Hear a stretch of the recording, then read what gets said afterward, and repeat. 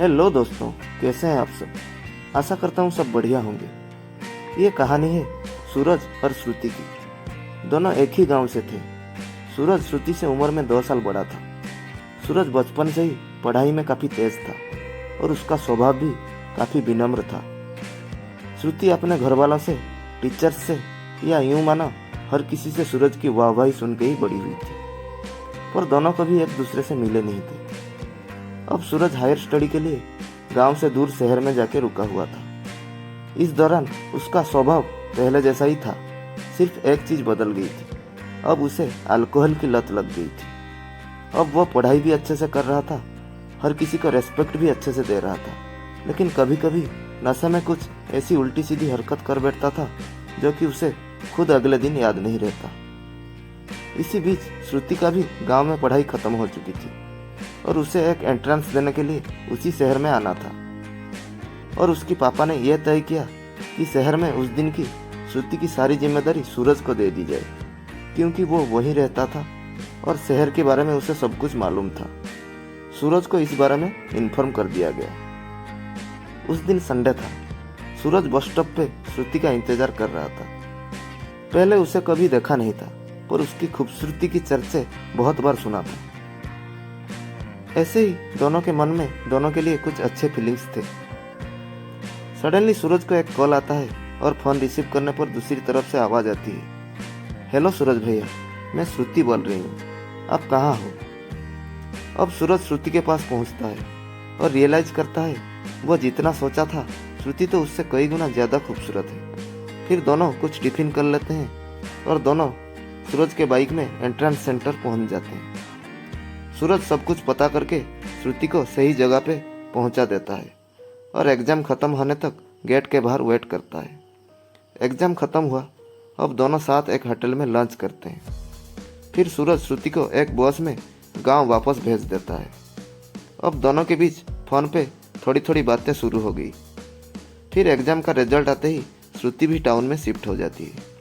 अब दोनों एक दूसरे के बहुत करीब हो जाते हैं और दोनों की गाड़ी लव स्टेशन से एक लॉन्ग ड्राइव के लिए रेडी हो जाती है। इसी दौरान श्रुति के पापा को इन दोनों के अफेयर के बारे में पता चलता है और वो श्रुति को सूरज से दूर रहने के लिए कहते हैं, क्योंकि सूरज एक अल्कोहलिक था। लेकिन जब से इन दोनों का प्यार हुआ था तब से सूरज अल्कोहल बिल्कुल भी छोड़ दिया था। तो दोनों की गाड़ी एक के बाद एक लव स्टेशन क्रॉस करके आगे बढ़ा जा रहा था। लेकिन कहते हैं ना, वक्त और हालात बदलते देर नहीं लगती। कुछ ऐसा ही हुआ इन दोनों के साथ। पता चला कि श्रुति के पापा को कैंसर है और ज़्यादा से ज़्यादा 2 महीने हैं उनके पास। तब उन्होंने श्रुति को पास बुलाया और कहा, मैं चाहता हूँ तेरी शादी करके मरूं। इसीलिए तुझे बिना बताए 20 दिन बाद तेरी शादी एक लड़के के साथ फिक्स कर दिया है। तुझे कुछ प्रॉब्लम तो नहीं है ना। श्रुति की आंखें आंसुओं से भर गई। अब वो ना तो कुछ कह सकती है ना कुछ कर सकती है, सिवाय दिल की बातों को दिल में जलाने के। अब वो सिर्फ घुट घुट के जी रही थी। समझ नहीं पा रही थी कि किस गम का सामना करे, अपने पिता के मौत का या अपने प्यार की कुर्बानी का। तब तक सूरज को भी इस बात का पता चल चुका था और वो भी बहुत मायूस रहने लगा था। तब दोनों एक आखिरी बार मिलने का प्लान बनाते हैं और सूरज गांव आता है और दोनों वहीं मिलते हैं। दोनों की आंखें नम थे। तभी श्रुति कहती है, मेरी शादी हो जाने के बाद तुम क्या करोगे। सूरज कहता है, तुम्हें भूल जाऊंगा। यह सुनकर श्रुति गुस्से में दूसरी तरफ मुंह फेर कर बैठ जाती है। तभी सूरज ने फिर से कहा, जितनी जल्दी मैं तुम्हें भुला सकूंगा उससे ज़्यादा जल्दी तुम मुझे भुला दोगे। लड़की कहती है, कैसे।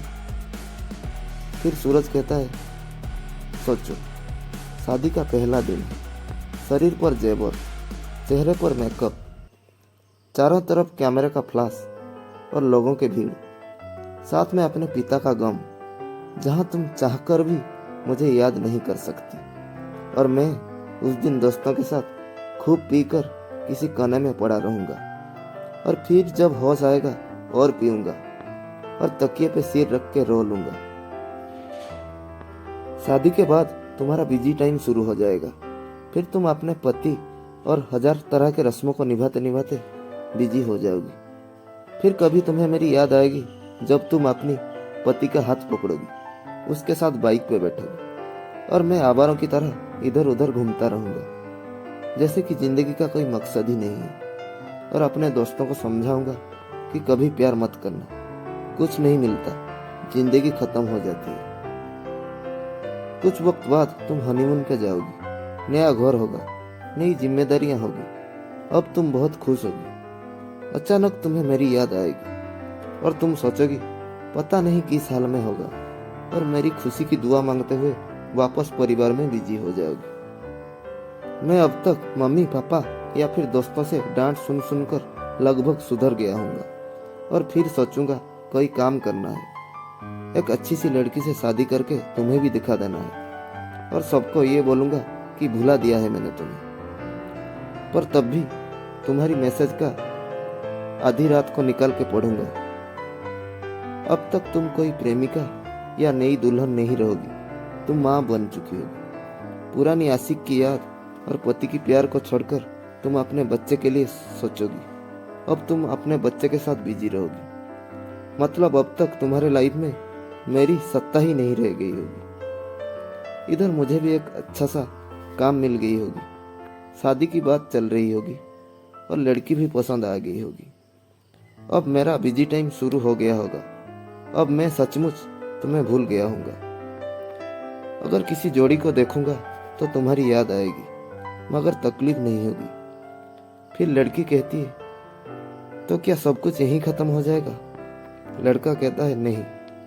किसी बात पर जब तुम अपने पति से रूठ जाओगी, लेकिन तुम्हारे पति आराम से सो रहे होंगे, उस रात तुम्हारी आंखों में नींद नहीं होगी, और इधर मैं भी अपने पत्नी पर किसी बात पर खपे होकर तुम्हारी तरह जागूंगा। पूरी दुनिया सो रही होगी, सिर्फ हम दोनों के अलावा। फिर हम अपने अतीत को याद करके बहुत रोएंगे, एक दूसरे को मिस करेंगे, लेकिन इस बात का ऊपर वाले के अलावा किसी और को पता नहीं चलेगा। अब उस दोनों की आंख भरी हुई थी और दोनों एक दूसरे को गले लगा लेते हैं। अब शादी को सिर्फ 5 दिन बाकी है।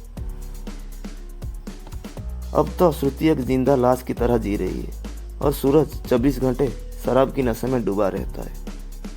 आशा करता हूँ आपको ये वीडियो अच्छी लगी होगी, तो वीडियो को लाइक करने के साथ साथ चैनल को सब्सक्राइब करके बेल आइकन को भी दबा दीजिए। अगर आप इसका पार्ट 2 चाहते हैं तो कमेंट कीजिए और वीडियो को ज़्यादा से ज़्यादा शेयर कीजिए। मिलते हैं अगले वीडियो में, तब तक के लिए अलविदा।